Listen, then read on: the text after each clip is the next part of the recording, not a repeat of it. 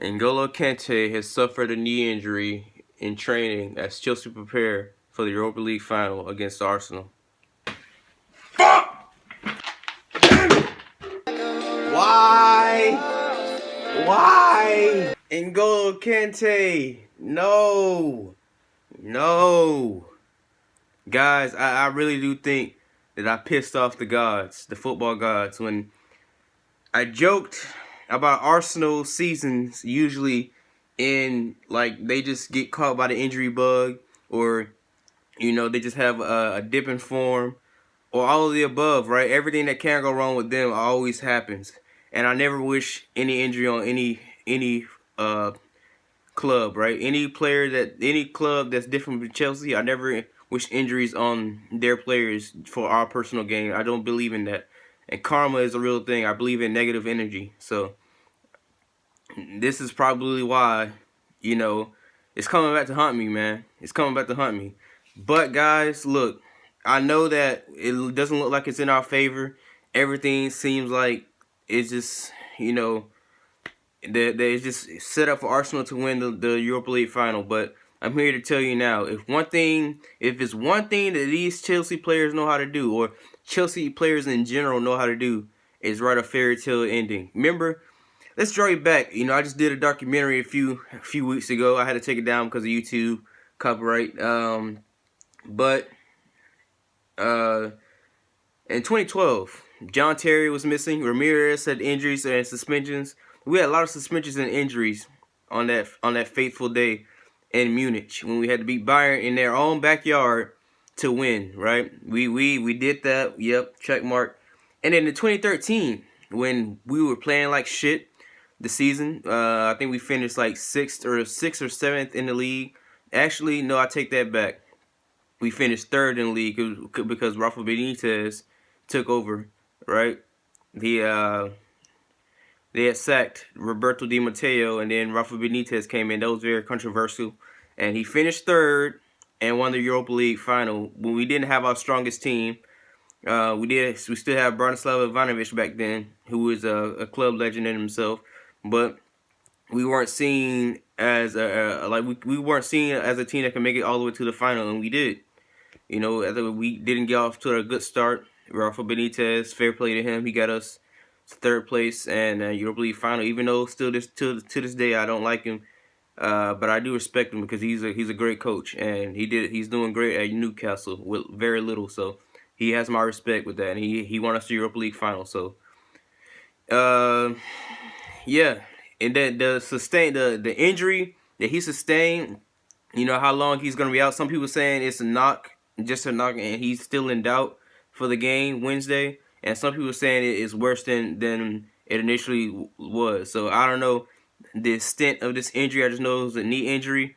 But even so, man, it's not good because he's coming back off of a calf strain, a calf injury, and maybe in an effort to try to protect that injury, he injured his knee. We've seen that a lot, especially in the friendly against New England. We've seen players go half into challenges and stuff, and you can get injure yourself worse by doing that. But segueing into the next topic, now everybody knows that Eden Hazard wants to go off to Real Madrid, and I've given it some thought. We have to sell Eden Hazard this summer because I refuse to allow Real Madrid to get him for free next season. And plus, you don't want an unhappy star at your club. Of course he wouldn't mind staying at Chelsea, but I don't think his heart will be all the way in it because his mind will be set on Madrid, and maybe trying to make sure he doesn't get injured. A lot of things can happen, and if a player is not 100% committed to Chelsea, then I don't think he should play for us. And Eden Hazard is a legend. He's a legend. But we have no control. It's out of our hands. Like if Eden Hazard really wanted to make this move happen, and because Chelsea is stalling and they want a bigger price for him now the fee that we want is 100 million up front plus add-ons, which will add up to 130 million. That's the deal that Marina Granovsky wants, and that's why I've been saying Marina Granovsky, she knows how to get the most out of deals, right? So you could turn a $15 million investment into a $15 million or $15 million profit, right? She's excellent at doing that. That's why I believe she should just strictly focus on the financial side of the club, right? Numbers is just her thing. Numbers is not my thing. But if he really wanted to force our hands and go all courtois on us, you know, he could just, you know, not show up to practice, you know, tweet about it, or, you know, really be open about him wanting to leave, like very adamant, telling the club, look, sell me or I refuse to train, I refuse to play, I refuse to go to signings, and anything. I refuse to participate in anything, right? I'll go on vacation until you guys sell me or release me until my contract goes out.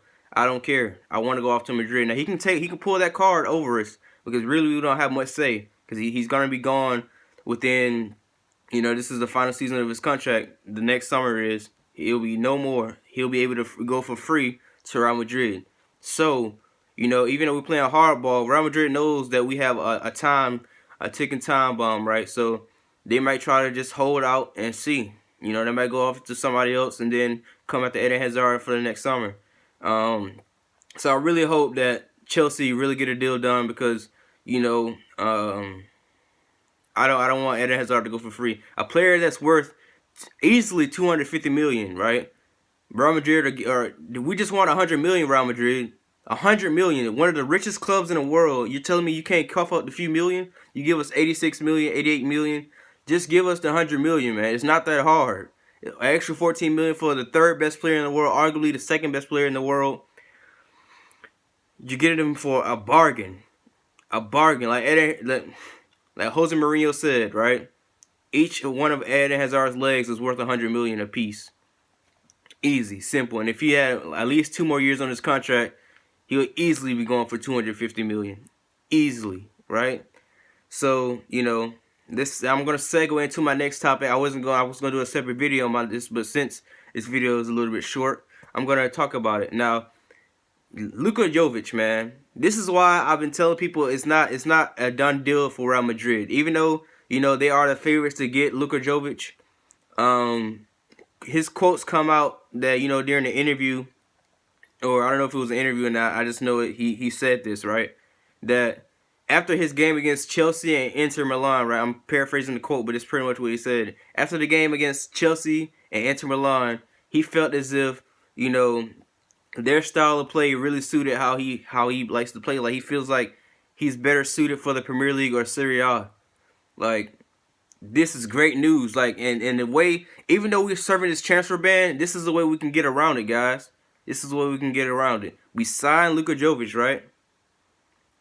Get an agreement done, and then send him back on loan for the rest of the season until our transfer ban is done, and then we bring him back, and then we officially register him as a Chelsea player. We can get this done, Chelsea. We can get this done, right? He wants to play in the Premier League. I doubt he wants to play in the Serie A. I believe he was just saying that to, you know, kind of toss the rumors out, but throw hints at Chelsea like, look, I'm willing to come to Chelsea. Let me be that guy, right? And I think, honestly, he would suit Sarri's style a lot, because, you know, he links up well with his teammates. His movement is world class, guys. I mean, that goal he scored against us in the first leg, and even the second leg, the headers, both of them were headers. He stopped his run a little bit to slow down to allow the space for I think it was Kostic that crossed the ball in, and David Luiz, you know, he pretty much separated himself from David Luiz, because it started displaying, especially without me being able to actually show you the footage and go through it. But basically, his movement allowed him to get a free header inside the box, and, you know, the guy's just world class, man. He's a generational talent, and for a guy that's only 21 years old, he's already one of the best strikers in Europe. So, you know, hey, Chelsea, we can get this done. Do what this is exactly what Barcelona did to Rat, or not to Rat, but Turbin. I forgot the guy's name. He only stayed for like 2 seasons at Barca, but they when they had served their ban, right, they had already agreed. They had an agreement for him that was set to kick in at season after the transfer ban was lifted. it wasn't official until the transfer ban was lifted, which was their transfer ban ended in January, I believe. And so what they did was they had an agreement and let him finish out the season or the rest of the few months at his club that he was already at, and then as soon as that was over with, they brought him back from loan, right? That's how we can do it. We can get it done, guys. It's not impossible. We can still make signings, right?